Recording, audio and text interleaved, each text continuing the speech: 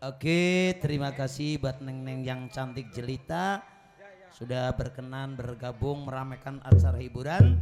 Namun sebelumnya maaf karena sudah sore juga nanti akan kita lanjutkan nanti malam insyaallah. Mila saking ini konjen pangapunten.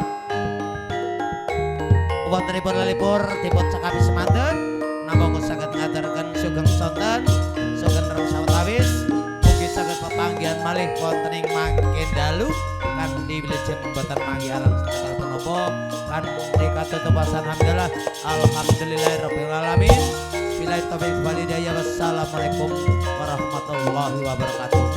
Nuwun kawula nuwun.